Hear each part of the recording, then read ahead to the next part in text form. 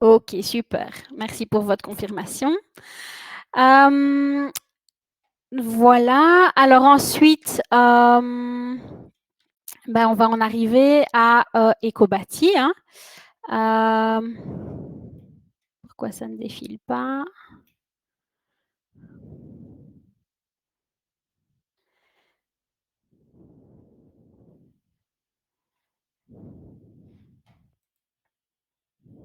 Ah, ça y est. Voilà. Donc, comme je vous ai dit, on est chez Ecobati, hein. Ici, Herstal, c'est la maison mère qui a été fondée en 1989 par Thierry Noël. Il a commencé dans son garage au départ, hein. C'était pas du tout chose courante de vouloir des matériaux naturels, de se tracasser des matériaux qu'on va utiliser dans sa maison. Et donc, en 1989, il crée sa société où il décide donc de fournir, de vendre des produits les plus respectueux pour l'environnement et pour les personnes qui les utilisent. Et donc, on a fait tout un cheminement. Il a fait surtout tout un cheminement. En 2012, on voit qu'il a fait ouvrir les premiers franchisés, les premiers magasins. Donc, à chaque fois, on a 8 magasins en Belgique et donc ces magasins sont à chaque fois gérés indépendamment de la maison mère. Mais bien sûr, on y retrouve les mêmes produits, on y retrouve les mêmes conseils, etc. Et puis, chemin faisant, hein, on est 32 ans plus tard, hein, maintenant, on se retrouve avec 12 magasins. Donc, j'ai dit qu'il y en avait 8 en Belgique et 4 en France. 56 employés, donc que ce soit à Herstal ou que ce soit dans les autres magasins. Donc, ça fait déjà un sacré bout de chemin. Et donc, on voit aussi que notre devise, hein, c'est très important, notre devise, on la retrouve ici en bas, c'est écologie, qualité et service. Donc, pourquoi cette devise? Simplement parce que on va toujours essayer, dans le choix des matériaux que nous allons proposer, on va toujours essayer que ces matériaux soient les plus naturels possibles. Et si parce que il y a certains produits qui ne peuvent pas être totalement naturels. S'ils ne sont pas naturels, au moins qu'ils soient le plus sain pour vous, donc qu'ils ne dégagent pas de nocivité, qu'ils soient le plus sain pour vous et votre environnement. La qualité, évidemment, si on vendait des produits qui n'étaient pas de bonne qualité, ce serait plus compliqué. Et le service, ça c'est très important aussi pour nous. On essaye de toujours être à l'écoute de vos besoins, à l'écoute de votre demande, de ce que vous souhaitez. On est là pour répondre, que ce soit à vos questions, à vos projets, etc. On essaye vraiment d'être le plus disponible possible. Donc, on met vraiment un point d'honneur à avoir un service de qualité. Voilà un peu pour la présentation. Peut-être que la plupart d'entre vous nous connaissent déjà, je ne sais pas. Mais si ce n'est pas le cas, je pense que c'est un bon résumé de qui nous sommes. Alors, pour cette formation, les points que je souhaitais vraiment vous présenter, c'est déjà un peu de comprendre quelle est la composition d'une peinture. Je pense que c'est important parce que ça permet de savoir de quoi on parle, savoir parfois s'il y a un petit souci ou quoi, savoir qu'est-ce qui peut engendrer voilà, qu'une peinture puisse un peu moins couvrir ou ce genre de choses. Ensuite, préparer. Attendez juste un instant.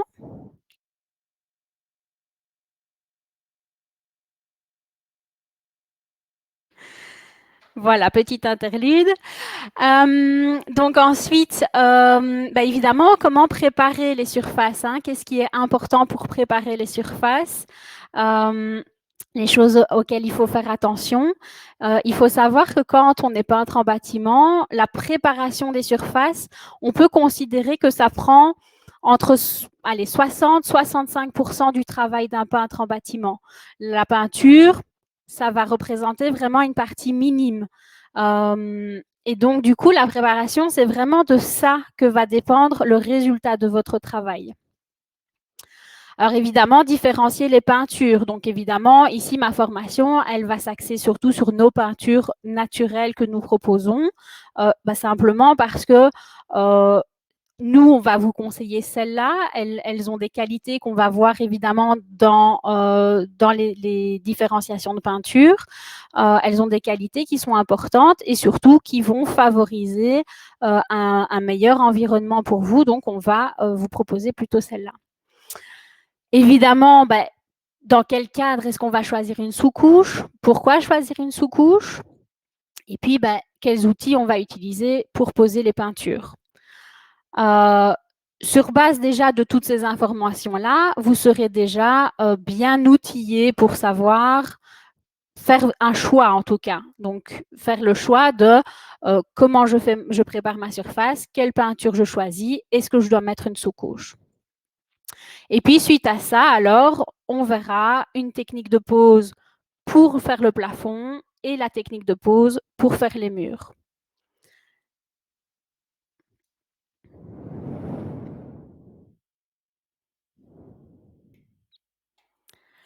Je vais rentrer dans le vif du sujet. Est-ce que jusque-là, tout est clair? Est-ce qu'il y a des choses que vous souhaiteriez dire ou ajouter ou une question? C'est bien clair. Parfait.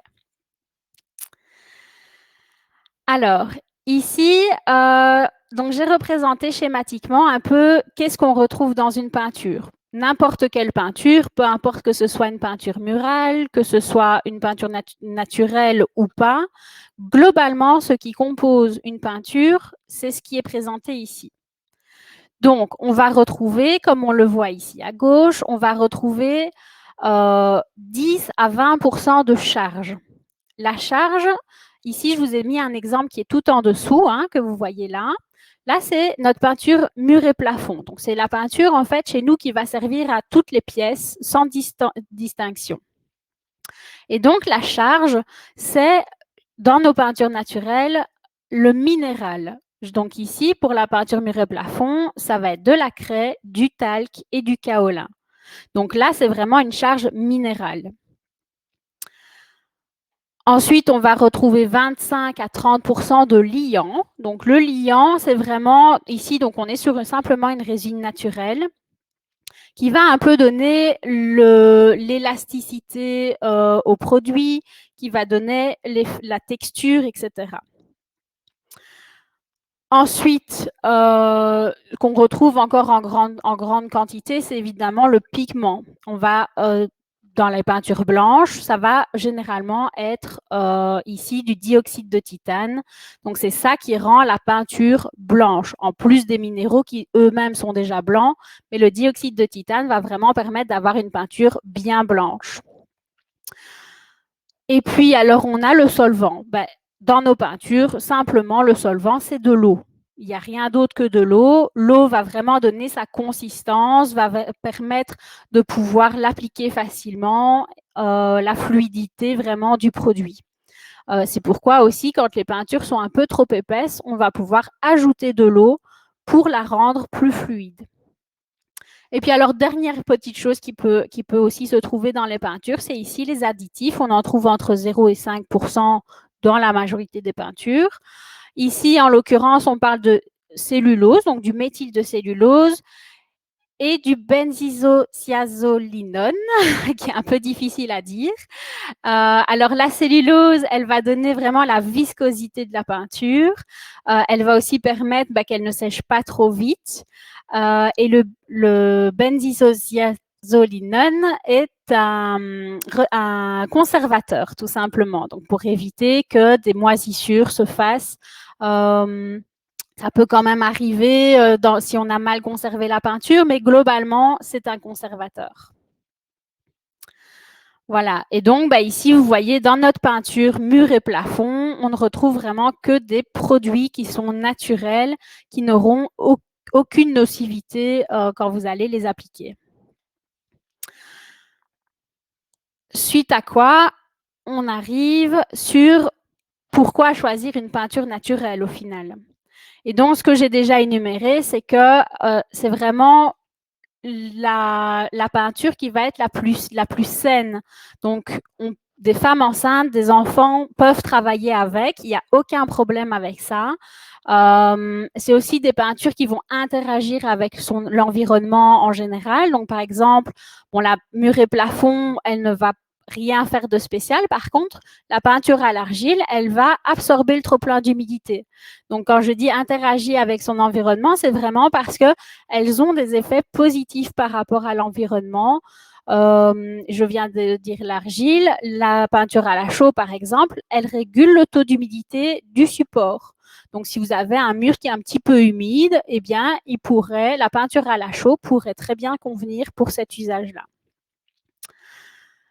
Alors évidemment, comme il y a beaucoup de minéraux dans la peinture, on a des peintures qui sont quand même très, très couvrantes et qui vont être assez faciles à appliquer. On ne va pas en général devoir mettre 4, 5 ou 6 couches. Et alors bon, j'aborde aussi l'idée de prix.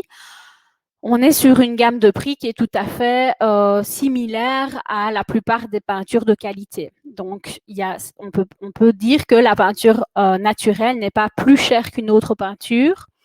Et évidemment, elle est disponible en plein de couleurs. Donc, on a vraiment toute une gamme de couleurs. On peut faire vraiment les couleurs qu'on veut. Et d'ailleurs, on propose aussi un service de décoration pour vous aider dans le choix de ces teintes. Le choix et la disposition aussi. Alors ici, je voulais appuyer sur une phrase que nous avons aussi mise dans notre showroom, puisque peut-être vous savez qu'on a refait notre showroom il n'y a pas très longtemps. Cette phrase, on l'a mise donc au mur de notre showroom parce qu'elle est quand même assez importante pour nous. Donc, ceci dit, l'air intérieur de la maison peut être 100 fois plus pollué que l'air extérieur. Alors, pourquoi est-ce qu'on dit ça? C'est simplement parce que quand on rénove une maison, si on ne fait pas un petit peu attention à ce qu'on utilise comme matériaux, si on utilise des bois qui ont eu plein de colle qui rejettent du formaldéhyde, si on achète des meubles sans faire attention à la provenance, etc., si on fait, je ne sais pas, moi, si on met simplement des peintures classiques, etc., tout ça, mis bout à bout, va accumuler en fait des nocivités qui s'accumulent dans la maison et qui vont mettre des mois à s'évacuer, à partir. De même, après, une fois qu'on vit dans la maison, ça peut être une VMC qui n'est pas entretenue, ça peut être une maison mal aérée, une maison qui a été enfermée par des isolants non respirants et donc elle ne respire pas et tout ça fait que l'air intérieur peut être plus pollué. Voilà, c'est vraiment un concept qui est important pour nous de développer.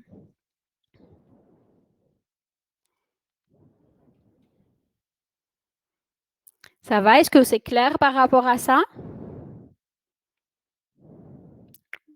Parfait.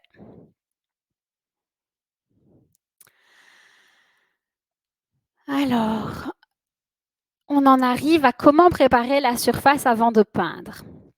Alors, ce n'est pas très compliqué. C'est toujours la même chose. Donc, on part du principe que peu importe que ce soit du plafonnage, des plaques de gyproc, des plaques de fermacelle. Alors, je pars quand même principalement sur des murs en minéraux. On ne parle pas de murs avec un lambris en bois, etc. Ça, c'est un tout autre thème. Par contre, donc là, on parle vraiment de murs très généralement en gypse. Ça pourrait éventuellement être des enduits à l'argile, à la chaux, mais bon, on ne va pas donner tous les exemples possibles. Donc là, je me base vraiment sur des murs en plâtre plutôt. Il faut évidemment toujours veiller avant d'envisager de rénover un mur que le support soit sec. Quand on dit qu'il est sec, par exemple, si vous avez fait replafonner votre mur, il faut compter, par exemple, 1 mois de séchage par demi-centimètre. Donc, ça peut paraître beaucoup. D'ailleurs, il y a des choses qui circulent, des informations qui circulent à ce sujet. J'entends parfois, il faut 1 an pour repeindre, etc.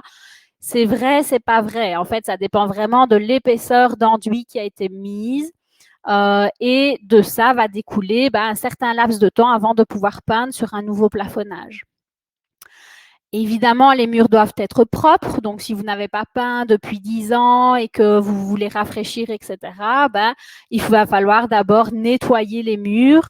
Nous, on conseille de la solarine. Donc, c'est un savon vraiment bien dégraissant qui va permettre vraiment d'enlever toutes les crasses accumulées au cours des années. Qu'on ne voit pas forcément, hein, quand on n'a pas touché au mur pendant 10 ans, on ne voit pas forcément que ce n'est pas très propre. Mais en passant l'éponge avec la solarine, vous allez tout de suite voir la différence. Et puis, ça, évidemment, s'il y a des champignons, etc., il faut d'abord traiter, évidemment, le problème avant de remettre de la peinture dessus. Ça semble assez évident. Alors, une fois qu'on a bien fait ceci, donc vérifier que c'est sec, propre et qu'il n'y a pas de moisissures et de champignons qui se sont développés, on va regarder s'il faut gratter, poncer, enlever des choses. Donc, parfois, ça peut être une vieille fibre de verre qui se décolle ou un papier peint. Ça peut être un vieux crépi dont on s'est lassé, alors peut-être qu'on va le reponcer, puis peut-être un peu réenduire. Voilà, on va vraiment faire l'étape un peu de qu'est-ce qu'il faut, qu'est-ce que je veux et qu'est-ce que je dois mettre en place pour arriver à ce que je veux. Ça peut aussi parfois être, on a eu un peu d'humidité dans un mur, on a réglé le problème, mais le plafonnage peut-être a cloqué ou c'est un peu effrité, dégradé, etc. Et donc là, il va falloir gratter tout ce qui tombe, etc. Une fois qu'on a fait ça, forcément, les murs sont plus forcément très beaux et donc on en arrive à reboucher ou lisser le support. Donc, je disais tout à l'heure avec le crépi, on va réenduire, donc on va poncer le plus gros et puis on va réenduire dessus pour bien tout lisser. Reboucher les trous, évidemment, s'il y a des trous de vis, de clous, etc., on va évidemment mettre tout bien propre avant de pouvoir envisager de faire quelque chose. Alors, j'ai Audrey qui demande si on doit nettoyer du papier peint avant de le peindre pour la première fois. Alors, si c'est un papier peint qui a été placé plusieurs années auparavant, on peut le faire, mais on va plutôt le faire avec une loque humide. Donc, on ne va pas le détremper parce que si vous détrempez le papier peint, vous risquez évidemment qu'il vous reste dans les mains et donc là, ce sera moins pratique pour le repeindre. Si c'est un nouveau papier peint, évidemment, là, on le laisse tranquille, hein, on le place et puis on peut le peindre directement. Est-ce que ça répond à la question? Ok, parfait. Alors, une fois qu'on a rebouché et lissé les supports, évidemment, quand on enduit, il y a toujours un petit peu une petite surépaisseur, des petites lignes, etc. Donc, évidemment, on va poncer les réparations qu'on a faites. Et puis, évidemment, dépoussiérer. Parce que si vous poncez et que vous laissez toutes les poussières sur le mur, ce qui va se passer, c'est que la poussière qui est sur le mur va empêcher la peinture de pénétrer dans l'enduit, donc dans le plâtre, ou pire, va vraiment empêcher la peinture de s'accrocher, de rester fixée au mur. Alors, à la première couche, vous n'allez pas forcément voir la différence. Par contre, quand vous allez placer la deuxième couche, c'est à ce moment-là que vous risquez d'avoir en fait une espèce de pellicule de peinture qui va revenir avec la deuxième couche.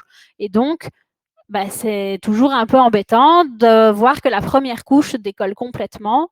Et ça, souvent, pas que, mais souvent, ça peut être lié à de la poussière qui est restée sur les murs parce que, voilà, peut-être on a dépoussiéré, mais on n'est pas passé partout, ou simplement on n'a pas dépoussiéré en se disant, de toute façon, ça ne sert à rien. Donc voilà. L'autre raison éventuellement, c'est si le plâtre est beaucoup trop serré. Donc, on appelle ça un plâtre miroir. C'est un plâtre qui est vraiment fermé. Et ce plâtre, le problème, c'est qu'il n'est pas absorbant. Et s'il n'est pas absorbant, il ne peut pas absorber la peinture et elle peut difficilement faire son accroche en fait dans le plâtre. Voilà. Alors ensuite, éventuellement, une fois qu'on a poncé, une fois qu'on a dépoussiéré, on peut envisager, si c'est nécessaire, de mettre un primaire. Ce n'est pas toujours nécessaire. mais selon les produits que vous allez choisir, parfois, le fournisseur préconise de mettre une sous-couche. Et donc, du coup, on en arrive alors aux peintures d'abord, mais je vais quand même passer d'abord sur les sous-couches.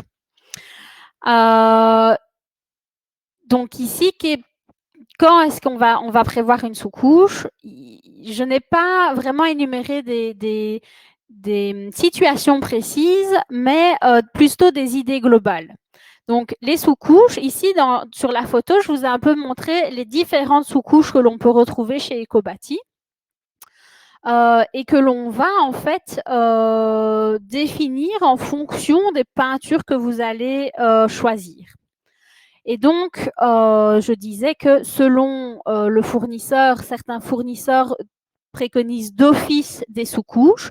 C'est le cas notamment du Fondo Silk et du Fondo Décor. Donc, le Fondo Silk va se mettre dans la peinture de silicate. Le Fondo Décor va se mettre avec de la peinture à la chaux. Donc, ça, ce sont vraiment des sous-couches qui sont prévues par le fournisseur et quasiment incontournable. Je vais dire, je dis quasiment parce qu'il y a parfois des exceptions, etc. Mais globalement, on va toujours utiliser ces sous-couches-là avec la peinture à la chaux et avec le silicate. Alors, si vous avez un support qui est douteux, qui est farineux, qui est instable, etc., on va également prévoir une sous-couche. Par exemple, la sous-couche Pozzonovo, qui est un lait qui va permettre de fixer le fond. Donc, s'il est trop poreux, c'est pareil, une sous-couche pour la chaux. Hein, donc, généralement, là, on est plutôt sur des produits à la chaux. Mais si vous avez le moindre doute sur le support, la sous-couche Pozzonovo pourrait vraiment être intéressante. Alors, dans le cadre de supports multiples aussi, hein, ça arrive parfois quand on fait des rénovations. On a un mur en briques, peut-être un mur en plâtre et puis des plaques de gyproc. Et donc, ça peut arriver qu'on mette une sous-couche sur tout ça de manière en fait à favoriser la même absorption. Donc, pour ne pas que le mur de briques boive beaucoup plus que le mur en plaque de gyproc. Et avoir vraiment une uniformité au niveau de la pose, au niveau de la teinte, qui n'y ait pas des coups qui se marquent différemment, etc. Et donc, du coup, sur des supports multiples, on va aussi généralement favoriser la pose d'une sous-couche. Alors, évidemment, si on a des taches d'humidité, je mets aussi la nicotine, parce que ça, la nicotine, c'est vraiment une crasse. On le sait déjà, mais sur les murs, c'est vraiment très difficile à enlever. Ça laisse une teinte jaune ocre comme ça sur les murs quand les gens ont fumé vraiment très longtemps à l'intérieur. Et donc, en rénovation, ça arrive hein, quand on nettoie un coup à la solarine et on se rend compte qu'en fait, c'est vraiment jaune, dégoûtant, etc. Généralement, c'est de la nicotine. Et alors, la nicotine, du coup, tout comme les taches d'humidité, ça ne va jamais réellement partir. Donc, vous allez pouvoir mettre peut-être 2 couches, 3 couches, 4 couches de peinture. En fait, les taches, donc un peu jaunes comme ça, elles vont ressortir. Peu importe la peinture, hein, on peut choisir n'importe quelle peinture. C'est des produits qui vont migrer dans la peinture, peu importe le nombre de couches. Alors, quand on a ce genre de situation, du coup, on va en général utiliser ici la peinture Zinsser, qui est une peinture qui fait sous-couche isolante et d'accroche. Donc, quand on a vraiment des taches comme ça, on va toujours utiliser cette sous-couche-là. On va la mettre en une couche, ça va sécher assez rapidement et après, on peut repartir sur n'importe quelle autre peinture. Et alors, dernier cas où on va parler d'une sous-couche, je ne l'ai pas prise en photo parce que c'était un peu compliqué que ce soit compréhensible, mais simplement quand on va choisir de mettre des teintes qui sont foncées ou vives. Donc, c'est-à-dire, si je veux mettre un mur bordeaux, eh bien, ce mur bordeaux, donc ici, on voit que les rouges égale gris, c'est-à-dire qu'un rouge bordeaux, on va toujours mettre une sous-couche grise en dessous. Vous allez me dire pourquoi? Alors, je vous réponds à ça que simplement les peintures très foncées ou très vives, on part d'une peinture avec moins de matière blanche, donc peut-être moins de pigments blancs, moins de charge minérale blanche, de manière à avoir plus de liant, donc de résine transparente, et permettre que le pigment prenne vraiment toute son intensité. Si on met du pigment rouge dans du blanc, on n'obtiendra jamais du rouge. On va toujours obtenir un dégradé de rose. Peut-être un rose un peu soutenu, mais jamais du rouge vif. Alors que si on met moins de charge blanche et plus de transparente, alors le pigment va pouvoir vraiment prendre son intensité et on va avoir quelque chose de beaucoup plus foncé ou de beaucoup plus vif. Le petit inconvénient de ça, c'est que comme la charge transparente de base, la charge est plus transparente, et bien du coup, on est sur des peintures qui sont un peu moins couvrantes. Le pigment va quand même donner une certaine couvrance, etc., mais elles vont être un petit peu plus difficiles pour obtenir vraiment une belle homogénéité du mur. Et donc, pour obtenir quelque chose de plus efficace en 2 couches, donc avoir 2 couches de rouge et puis c'est tout, sous le rouge, on va mettre une sous-couche de gris. Et ça va vraiment permettre d'avoir un résultat vraiment meilleur.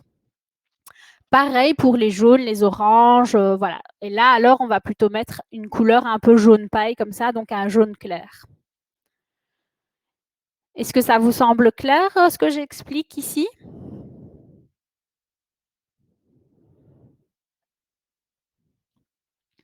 Super. Alors, j'en reviens du coup aux peintures, puisque je les ai zappées juste avant pour en arriver, puisque je parlais déjà des sous-couches, alors comme ça, on a fait la suite tout de suite.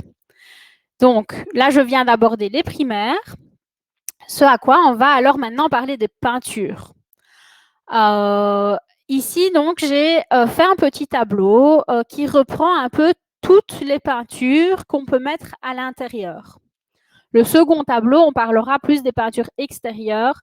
Je parle assez peu de la peinture extérieure dans la formation parce que ça n'a pas vraiment de spécificité.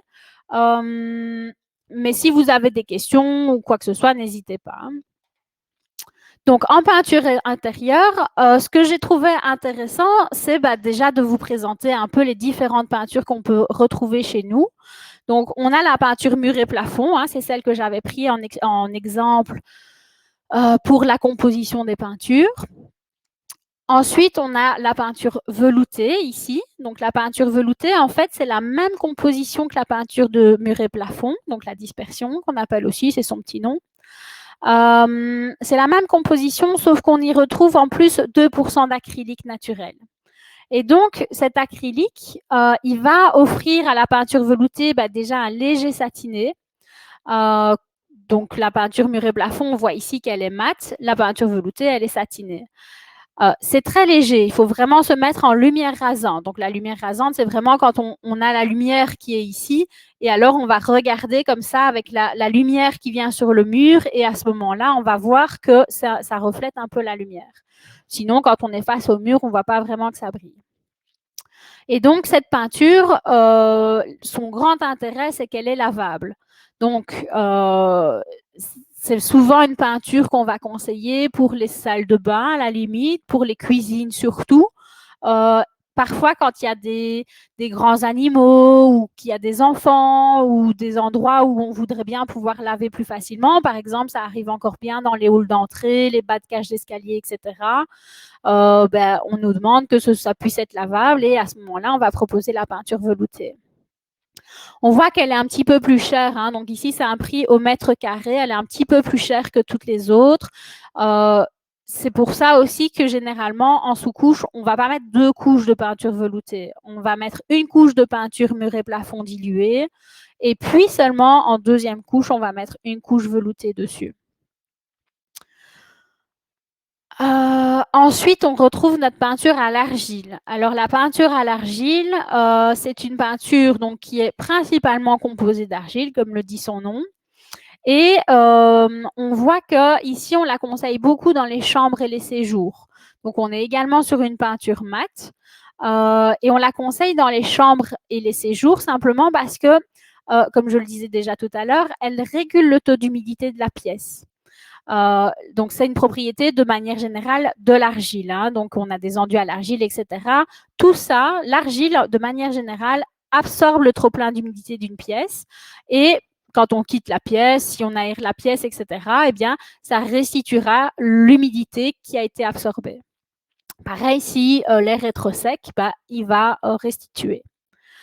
Donc ça, c'est vraiment important. C'est vraiment une peinture qu'on vend beaucoup, simplement parce que ça permet vraiment un apaisement du corps. Ça permet vraiment... c'est infime, mais c'est une sensation qui permet vraiment au corps de se sentir bien dans son environnement. Alors ensuite, bah, la chaux Corical et la chaux Pozzonovo. Donc Corical et Pozzonovo, c'est simplement des marques. De base, on est sur une peinture à la chaux. La peinture à la chaux, elle va toujours se mettre au rouleau. Donc, contrairement à toutes les autres peintures, là, c'est presque d'office. Simplement parce que la chaux, de manière générale, elle va laisser un espèce de voile sur la peinture. Ce voile, en fait, il n'est pas tout à fait uniforme. Hein. Il va donner vraiment un moirage, donc des nuances un peu comme ça. Et si on place la chaux avec un rouleau, on va avoir une trame, en fait. On va avoir le rouleau qui va se marquer et ça va vraiment pas être très joli. Alors, à la limite, quand on met du blanc, on ne va pas vraiment le voir, mais dès qu'on met un peu de couleur, alors là, ça va se voir et ça ne va vraiment pas être joli. Donc, c'est pour ça que c'est toujours conseillé de le mettre à la brosse. D'ailleurs, le plus souvent, on parle d'un badigeon de chaux parce qu'on le badigeonne. Donc ici, j'avais mis, hein, c'est mat, c'est avec des effets. En fonction de la marque, comme je vous disais, il y a la sous-couche qui est adaptée à la marque. Et on a ici une différence de prix. Corical étant un peu plus cher, c'est une marque qui est très, très reconnue dans le monde de la rénovation de bâtiments classés, etc. Et donc voilà, c'est vraiment une très, très bonne peinture. Et Pozzonovo, là, c'est une société qui est basée à Montélimar et qui travaille vraiment avec de la chaux aérienne en pâte, qui n'est pas une chaux reconstituée, etc. On est vraiment sur une technique ancestrale de travail de la chaux, donc on est vraiment sur des produits de grande qualité. Et donc, comme je disais, la chaux, on va la travailler en général dans les pièces humides. Et puis alors, pour terminer, on a une peinture au silicate. Donc le silicate, on est sur une peinture qui est blanche. Il n'y a pas de coloration. Donc je disais tout à l'heure, il y a des peintures plus transparentes. Ça, c'est quelque chose qu'on ne retrouve pas dans le silicate. On n'a qu'une base blanche. Alors, on va pouvoir du coup la teinter que dans des tons clairs. On ne va jamais pouvoir faire un rouge vif ou un anthracite et ce genre de couleur dans une peinture au silicate. Il faut le savoir. Toutefois, généralement, c'est une peinture qu'on va conseiller quand les personnes ont des problèmes respiratoires. Parce que le silicate, c'est quelque chose qui va assainir l'air de la pièce. Et donc, quand les personnes ont des problèmes d'asthme, des allergies, beaucoup d'allergies, souvent la silicate va plus répondre aux exigences pour ces personnes-là.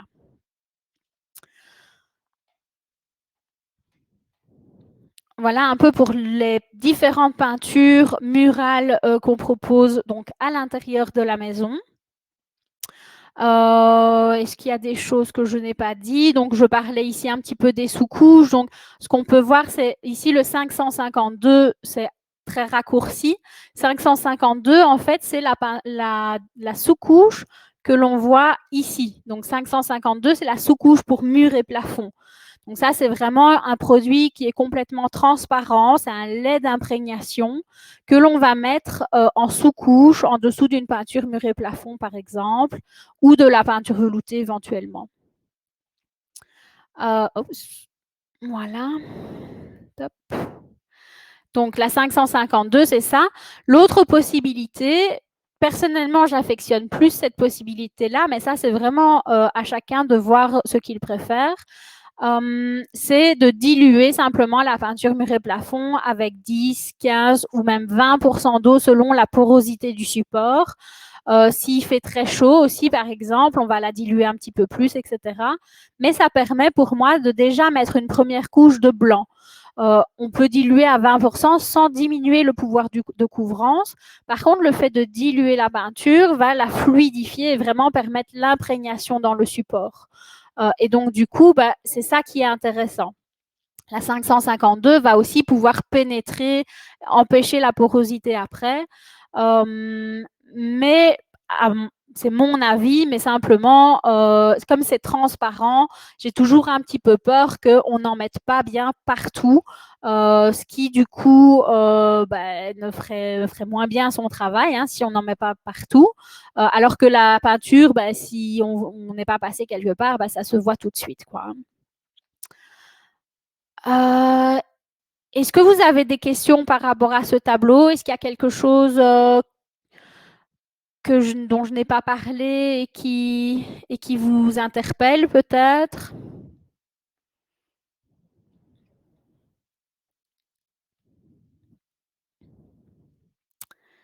Apparemment pas.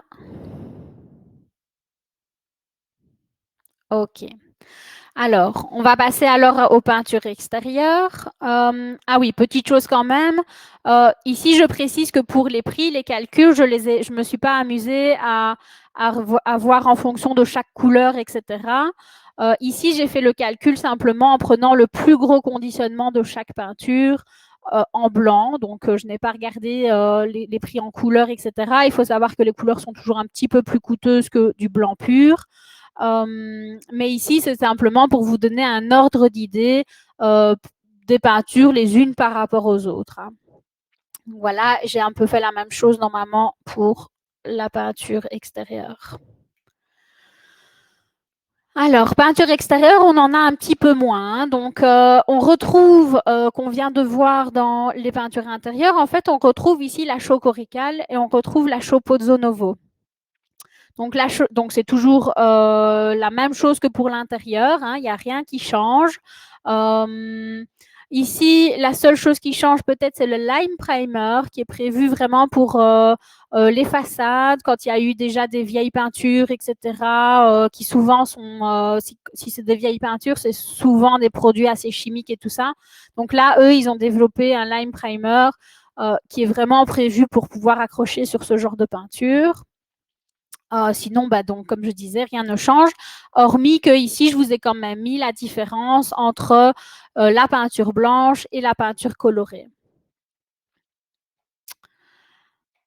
Autre possibilité, donc on retrouve ici la silicate. Donc en fait, de manière générale, les peintures à la chaux et les peintures à base de silicate, on peut les mettre aussi bien en intérieur qu'en extérieur, il n'y a aucun problème.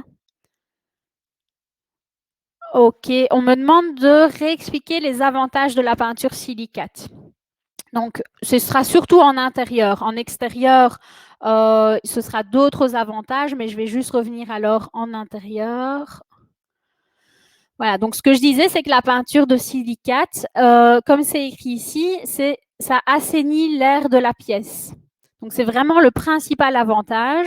Et comme c'est une peinture qui est assainissante, elle va être vraiment plus adaptée pour les personnes qui ont des problèmes respiratoires. Généralement de type asthme ou allergie par rapport à l'environnement. Est-ce que c'est plus clair ou est-ce que vous aviez une question plus précise?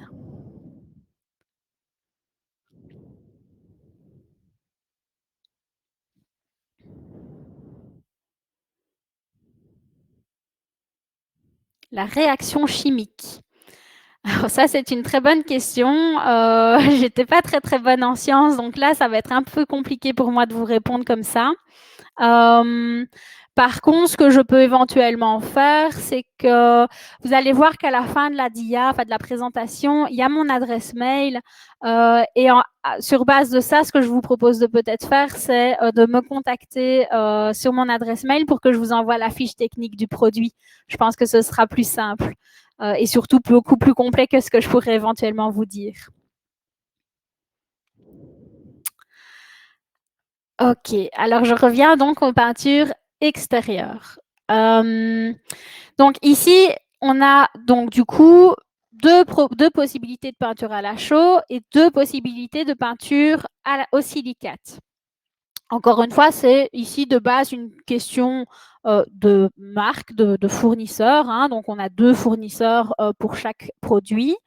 Et donc, pourquoi est-ce qu'on va plutôt choisir la chaux ou pourquoi plutôt la silicate?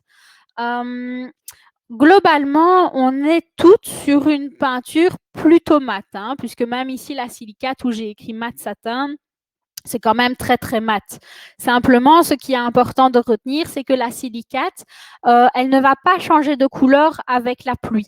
Donc, c'est-à-dire qu'elle va être plus fermée par rapport à l'environnement.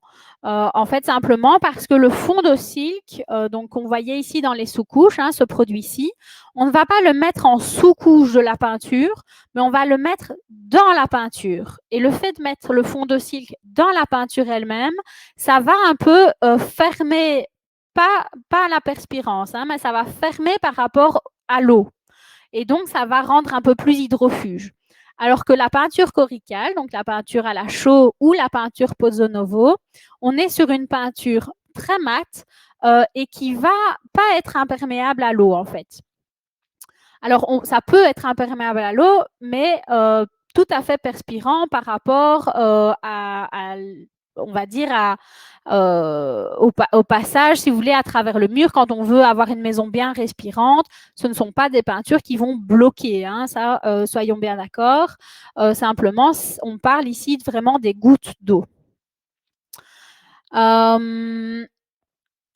Alors, quoi d'autre? Bah, évidemment, il y a le prix hein, qui peut jouer dans le choix et tout ça. Qu'est-ce qui peut encore faire la différence? Ici, par exemple, la peinture coricale, c'est un nuancier. Donc, c'est un nuancier, vous choisissez votre teinte, vous recevez le pot vraiment teinté comme vous l'avez choisi. Alors que, par exemple, la chaux ici Pozzo Novo, là, on est sur un seau blanc cassé, dans lequel vous-même, vous allez rajouter une certaine dose de pigment pour obtenir la couleur que vous avez choisie. Donc, nous, on a un nuancier. Le fournisseur a travaillé sur ce nuancier et il a défini des doses de pigment que vous rajoutez dans le volume de peinture à la chaux. Donc, je veux dire, ça, c'est un petit peu technique, mais c'est un petit peu la grosse différence entre peinture à la chaux, coricale et Pozzo Novo. C'est que l'une est déjà prête à l'emploi et l'autre, bah, c'est un peu vous qui allez faire votre petite mixture avec le pigment. Toutefois, l'avantage que ça peut avoir, c'est si on est un petit peu, voilà, on a vraiment une idée très précise en tête et on ne trouve pas tout à fait son bonheur, bah, ça permet de éventuellement jouer avec ces pigments et se dire, bah, si je mets une demi-dose de pigment, bah, je vais avoir la même couleur, mais un ton plus clair, etc. Donc, voilà, pour ceux qui aiment bien un peu chipoter et tout ça, ça peut avoir l'avantage bah, que ça vous permet de le faire, quoi. Alors, peinture Corisilk et peinture Silicate Ultra Nature. Là, ce sont toutes les deux donc des produits qui sont prêts à l'emploi, que l'on va colorer à la demande. La Silicate Corisilk, bah, encore une fois, c'est le même fournisseur que la chaux coricale. Donc là, on va avoir vraiment le même nuancier. Quand même, je pense qu'il y a, je dirais, allez, peut-être 80 teintes dans le nuancier. Donc, il y a déjà un peu pour tous les goûts. On va retrouver des couleurs un peu plus soutenues, des couleurs un peu moins soutenues. Et la peinture Silicate Ultra Nature, là, on est sur une teinte, donc un blanc de base. Donc, on va être un peu plus limité au niveau des teintes. En tout cas, on va difficilement pouvoir faire vraiment une couleur foncée. On va plus souvent se retrouver sur des tons un peu plus pastels, un peu plus clairs. Qu'avec le silicate, bah, parfois, il y a moyen d'avoir des oranges un peu plus soutenus, des gris un peu plus soutenus, etc. quoi. Voilà, un peu pour ce qui différencie les différentes peintures en extérieur. Après, de toute façon, si vous avez des projets précis, des envies précises de rénovation, etc., on est bien sûr à votre écoute hein, pour répondre à vos questions par rapport à vos situations plus précises. Hein. Est-ce qu'ici, ça vous semble clair? Est-ce qu'il y a des questions par rapport à ça?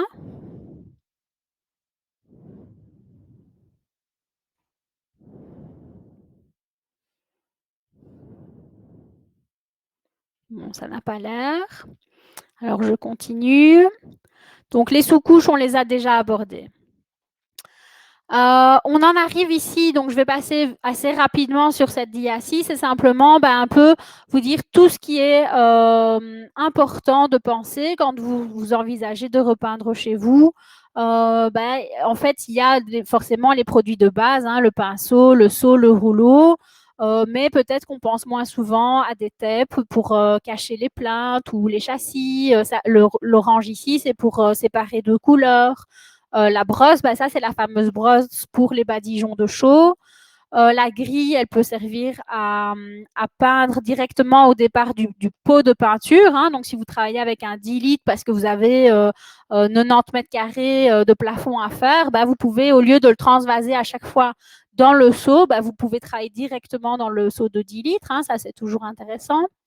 Le manche télescopique, si vous avez 90 mètres carrés de plafond à faire, ce sera beaucoup plus facile de travailler comme ça que de travailler en montant sur l'escabelle et en redescendant tous les 2 mètres carrés. Il y a ici le joint acrylique qui est important parce que on a toujours un peu des petits défauts dans les coins, des petits trous, des trucs qui ne vont pas. Et donc, le joint acrylique va vraiment pouvoir lisser tout ça. Et comme c'est un joint à peindre, on le met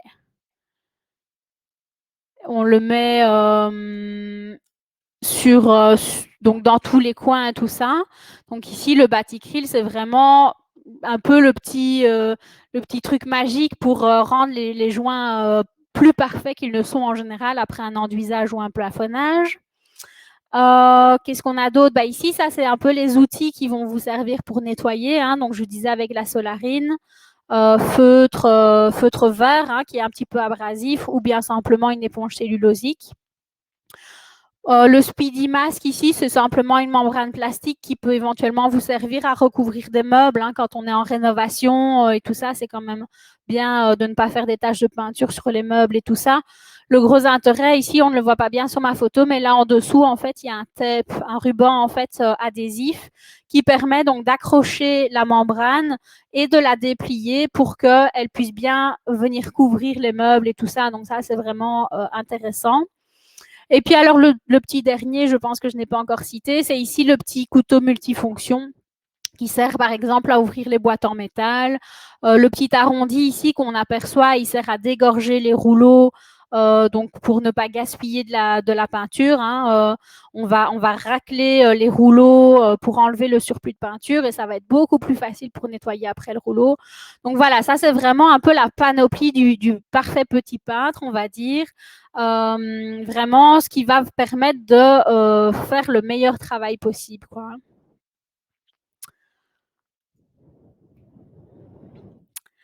Alors, avant-dernière partie et pas des moindres, ici, c'est vraiment la technique pour faire un plafond. Le plafond, donc peindre un plafond, c'est vraiment pas ce qu'il y a de plus facile. Hein. Souvent, quand il faut les faire, on traîne un peu la patte. Et donc, en fait, c'est pas très compliqué, mais c'est quand même une technique qu'il faut connaître et qui va vraiment vous permettre d'obtenir le meilleur résultat possible. Donc, je vous disais tout à l'heure, l'idéal vraiment, c'est de travailler avec un manche télescopique. Pourquoi? Parce que si vous travaillez avec une escabelle pour faire votre plafond, il faut s'imaginer que donc vous mettez donc dans un coin, hein, on va dire ici dans le numéro 1, vous vous mettez ici avec votre escabelle, vous allez peindre au niveau du plafond, vous allez rouler et puis vous allez descendre, déplacer votre escabelle, remonter, faire ceci, faire cela. Et donc tout ça vous fait perdre énormément de temps et le temps pour faire un plafond, c'est vraiment il faut vraiment essayer d'aller le plus vite possible. On ne peut pas prendre son temps pour faire un plafond. Si, quand vous passez à l'étape à la zone numéro 2, la zone numéro 1 est sèche, vous allez voir tous vos coups de rouleau et donc du coup, ça ne peut pas aller. Alors que si vous utilisez un manche télescopique, ça vous permet de rester en bas, de charger votre rouleau et on y va, on avance, on passe de la 1 à la 2, à la 3, etc. Donc, c'est pour ça que je dis le manche télescopique, c'est quand même vraiment un outil qui fait gagner beaucoup de temps et qui peut vraiment vous aider à obtenir un bon résultat. Alors, ici, par rapport à mon petit schéma, donc je disais, globalement, l'idée, c'est un peu de diviser son plafond en portions imaginaires. Donc, c'est-à-dire qu'ici, on va se dire que cette zone-ci, elle fait plus ou moins 1 mètre sur 1 mètre, hein, plus ou moins. Et on va travailler d'abord sur cette zone-ci. On va d'abord peindre le contour, donc on va, avec son petit pinceau, on va dessiner ici le bord, on va faire ici devant soi, et puis tout de suite derrière, avec le rouleau, on va élargir ce trait. D'accord? Donc ça va vraiment permettre de ne pas garder la trace du poil, parce que si vous ne passez que au pinceau, et puis vous allez reprendre votre rouleau et vous allez faire globalement tout avec le rouleau, mais soit votre trait de pinceau va être trop étroit et donc vous risquez plus d'aller toucher le mur qui est à côté et que peut-être vous ne voulez pas peindre, ou peut-être ça va commencer déjà à sécher et vous allez garder un peu une surépaisseur, un peu comme si vous mettiez 2 couches au même endroit. Et donc, là, ça pourrait laisser des traces. Donc, c'est pour ça que l'idéal, c'est vraiment, on passe avec le pinceau, comme ça, dans le coin, dans le bord ici, et puis on va élargir ce trait alors avec le rouleau. Ensuite, on va recharger et comme ceci, donc ici, on part vraiment de la fenêtre, hein, ça c'est important aussi, on va étaler. Donc, dans un sens, on va étaler parallèlement à la fenêtre. Pourquoi parallèlement à la fenêtre? Simplement parce que après, quand vous allez lisser, donc ici on dépose la peinture, hein, c'est l'étape ici en rouge. Quand vous allez après lisser, donc vous allez partir de derrière vous vers la fenêtre, à ce moment-là, en fait, vous allez être à la perpendiculaire de la fenêtre. Et ça, c'est une information importante parce que la lumière au plafond, elle vient en lumière rasante, hein, comme on parlait tout à l'heure. Et si comment on va dire, si vous lissez en parallèle, vous allez beaucoup plus voir les lignes en fait. Alors que si vous êtes à la perpendiculaire, là vous voyez pas les lignes de votre passage avec le rouleau. Je ne sais pas si c'est très clair ce que j'explique parce que c'est un peu compliqué à expliquer comme ça.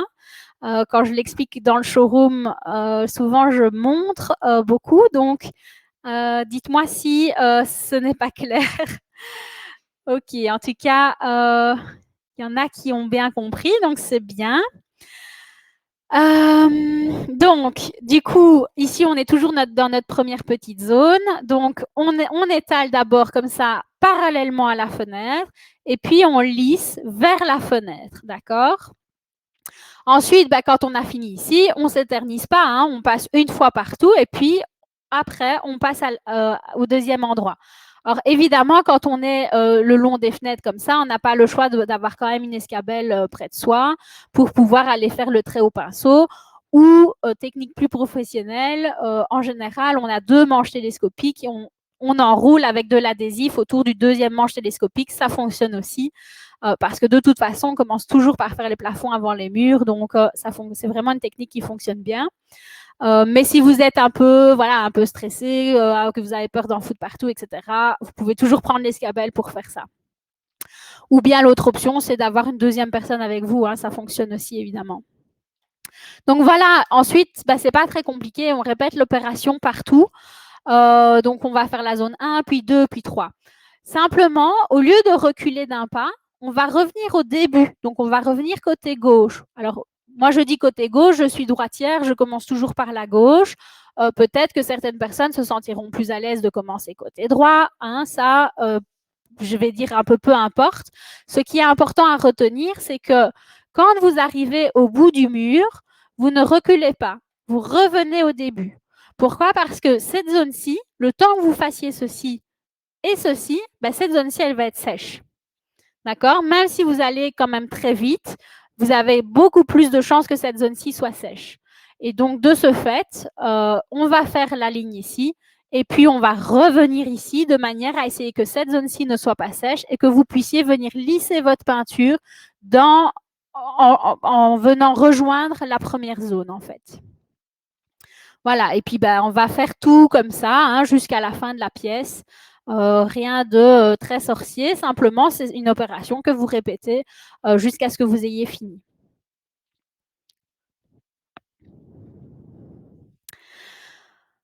Voilà un peu pour peindre en fait correctement un plafond.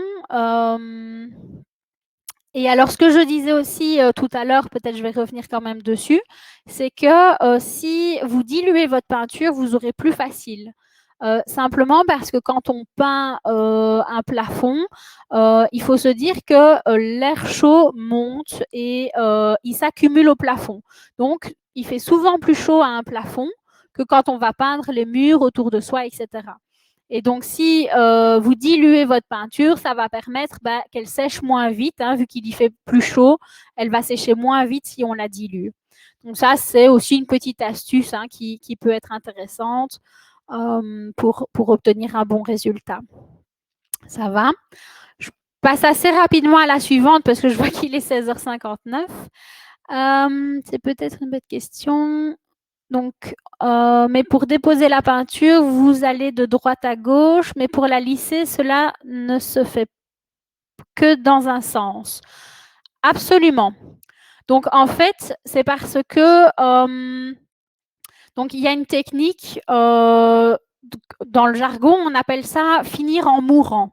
Donc, en réalité, vous partez de là où vous n'êtes pas encore passé et vous allez vers le sens de la lumière et en fait, naturellement, vous allez, donc en arrivant au bout du geste, vous allez décoller en fait. Vous allez décoller votre rouleau et donc, ça ne va pas faire une cassure nette. Ça va faire en fait un dégradé de matière et permettre qu'il n'y ait pas une ligne de raccord, si vous voulez. Donc, c'est simplement pour ça qu'on fait ça comme ça. Donc, on étale, peu importe dans les deux sens, et puis on prend et on lisse toujours dans le même sens vers la fenêtre. Est-ce que c'est clair, Audrey? Ok, super. Alors, je passe rapidement à la technique pour les murs. On va retrouver plus ou moins la même chose en fait. Hein. Ça ne va pas être très différent en fait de comment on fait un plafond, sauf que c'est l'avantage, c'est que ce soit à la verticale, c'est un peu moins fatigant pour les bras. Parfois, c'est des hauteurs de murs qui sont accessibles sans escabelle, etc. À voir. Donc là, évidemment, on peut retrouver par exemple du tape de protection pour les plinthes, etc., hein, dont on a déjà discuté. On va faire la même chose, hein, on va mettre la peinture au niveau des coins. Donc, que ce soit les coins au niveau des plinthes, les coins au niveau des murs, etc. On va simplement venir faire les bords. Soit vous mettez la même peinture partout, la même couleur partout, et donc là, on ne se tracasse pas vraiment des coins. Ou soit, vous allez par exemple faire tous vos murs blancs, sauf un mur, vous voulez le faire en rouge, hein, puisque ici, sur mes images, c'est rouge. Et dans ce cadre-là, on va alors utiliser le tape orange. Hein, donc, on va toujours commencer par la couleur la plus claire. On va faire tous les murs en blanc, en 2 couches, fini. Après, on va laisser sécher ça 24 heures. Pourquoi? Parce qu'après, on va mettre le tape de protection, donc le tape orange, pour les surfaces délicates. Donc, c'est un tape qui est prévu pour ne pas arracher la peinture. C'est juste important de laisser sécher la peinture 24 heures parce que elle doit durcir un peu, évidemment. Si vous finissez de peindre, c'est sec en 2 heures au toucher, au bout de 2 heures, vous venez mettre votre tape dessus.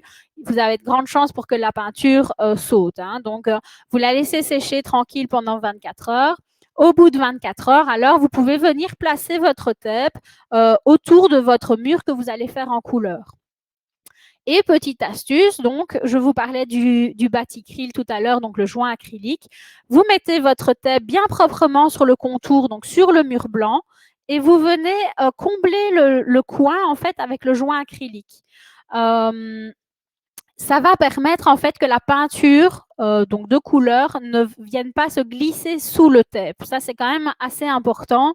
Si on met que le tape, il y a quand même de fortes chances pour que la peinture passe en dessous et que vous n'ayez pas un résultat optimal. Donc, ça va être assez important comme étape. Vous lissez le joint acrylique et puis après, on peint. Hein. C'est la même chose que pour le plafond. On va faire ici les bords. On élargit avec le rouleau. Ici, on va passer d'abord à l'horizontale. On étale la matière. Alors ici, je dis plus ou moins 1 m² en partant du principe que votre mur, il fait en général 2,50 m, 2,60 m. Vous découpez votre mur en 3, hein, souvent. Donc 3 plus ou moins carrés. Donc soit on commence par le haut, soit on commence par le bas. Ça n'a pas réellement d'importance.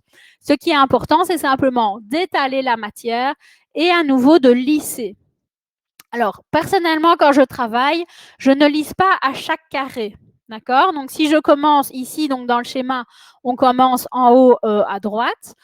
Si je commence ici en haut à droite, je vais étaler, étaler, étaler, faire une deuxième fois, peut-être faire un troisième carré tout en bas. Et quand je serai tout en bas, je prendrai mon rouleau du bas vers le plus haut que je peux, en fait. Et ça va permettre d'avoir un lissage continu. Simplement, alors après, si vous avez mis assez de matière, vous pourriez le faire à chaque carré, tout comme on l'a fait pour le plafond. Ça peut très bien fonctionner.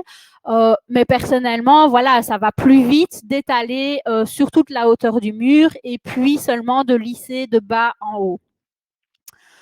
Voilà. Et puis voilà, hein, on continue jusqu'à la fin du mur. Ce qui va vraiment favoriser ici le séchage, donc je vous disais, c'est sec au toucher en 2 heures. On parle de 6 heures pour que ce soit recouvrable. Honnêtement, ça peut être un petit peu moins, hein, si c'est bien ventilé, etc.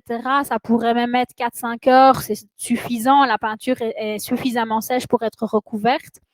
Par contre, si par exemple vous choisissez la peinture veloutée qui est lavable, etc., on la laisse tranquille pendant 1 mois. Toutes les peintures, on ne va pas aller les laver, on va faire un peu doucement pendant 1 mois parce que ce sont des peintures qui n'ont pas d'accélérateur de séchage, de durcisseur chimique, etc.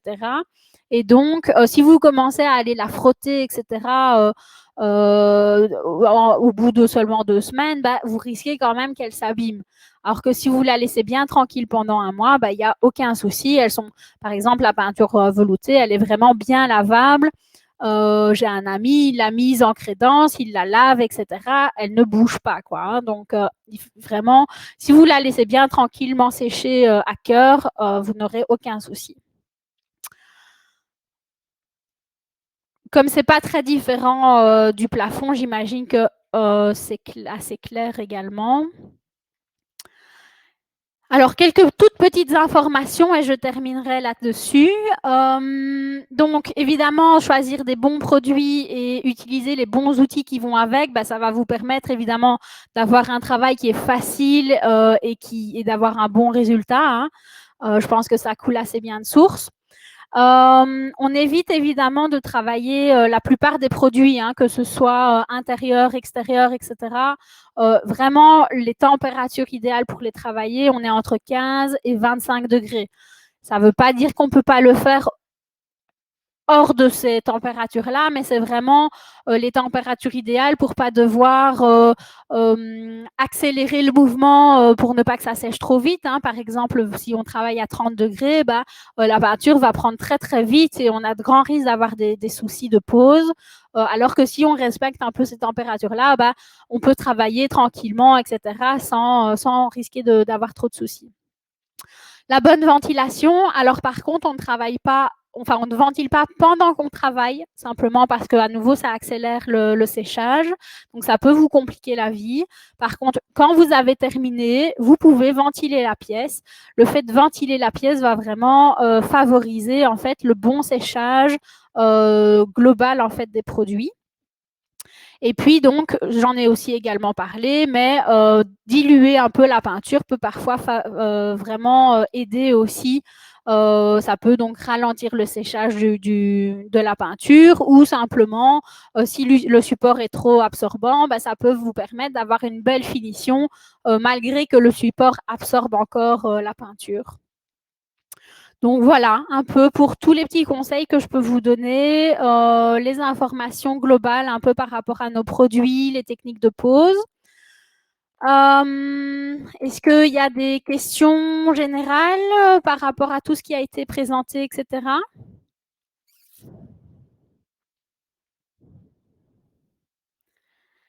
Non, super, parfait. Bah, c'est que j'ai peut-être réussi à être... Ah, attendez. À l'étage, j'ai mis de la peinture primaire Lévis. Est-ce que je peux appliquer votre peinture naturelle? Oui, c'est pas un problème. Donc le principe du primaire, c'est simplement que ça va imprégner le plafonnage ou imprégner en fait le support sur lequel vous l'avez mis.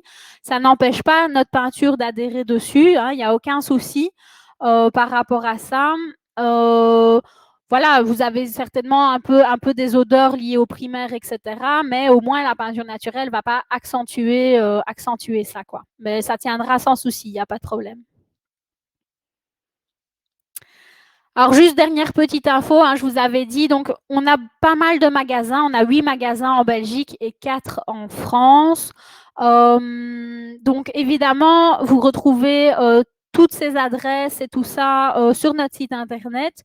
Donc vous pouvez très bien vous adresser au magasin le plus proche de chez vous si vous avez des projets très précis, des questions, etc. Donc là, on a les 4 magasins en France et vous pouvez évidemment m'envoyer un petit mail si vous souhaitez des fiches techniques, si vous avez des questions, s'il y a quoi que ce soit. Ben voilà, je suis à l'écoute et je suis là pour vous y répondre. Alors, les questions, par contre, arrivent. Dans une chambre, quand est-il possible de redormir dans les lieux? Bah, écoutez, le soir même. Généralement, dans les chambres, on conseille la peinture à l'argile et elle a aucune odeur. On n'a pas de maux de tête avec et il n'y a aucune émanation nocive. Donc, dès le soir même, on peut dormir dans la chambre. J'ai une autre question. Est-ce que l'on peut venir auprès de vous pour obtenir des conseils de couleurs de peinture par rapport à des couleurs de meubles ou il vaut mieux envoyer par mail? Alors, c'est plus facile si vous venez au magasin, hein, que ce soit à Herstal ou que ce soit dans un autre magasin. L'idéal, c'est prenez des photos du meuble parce que ça peut nous donner des informations auxquelles vous n'aurez pas forcément pensé à regarder. Donc, vous pouvez venir directement au magasin. On est un magasin de bricolage, on est accessible sans rendez-vous, librement, avec un masque évidemment, mais sinon, il n'y a aucun souci pour ça. Et on pourra évidemment voir ce qu'on peut faire pour répondre à ce que vous souhaitez. Et alors enfin, Francis demande, la durabilité de la peinture extérieure de chaux est-elle identique à celle du silicate? Globalement, oui. Simplement, comme la peinture à la chaux est plus mate, elle peut, on va dire, s'encrasser plus vite. Donc, c'est-à-dire qu'on peut plus facilement voir peut-être des traces de pollution. Hein. Si vous êtes dans une zone très polluée, la chaux sera peut-être moins indiquée. Mais globalement, en tout cas, par rapport à la durée dans le temps, si on a bien respecté une bonne mise en œuvre, voilà, pas trop d'humidité dans le mur avant de la poser, etc., les deux sont similaires, oui. Voilà, j'espère que j'ai bien répondu à toutes vos questions. C'est pas faux. Donc, je m'appelle Madame Jorlin, donc Georlin. Hein, si vous voulez téléphoner, ce sera plus facile pour me demander. Et mon prénom, donc, c'est Chani. Je pense que je l'avais peut-être dit ou mis plus haut, mais enfin, c'est Chani. Donc, n'hésitez pas à demander après moi s'il y a quoi que ce soit. Voilà. Ben, je vous souhaite une bonne fin de journée à tous et peut-être à bientôt.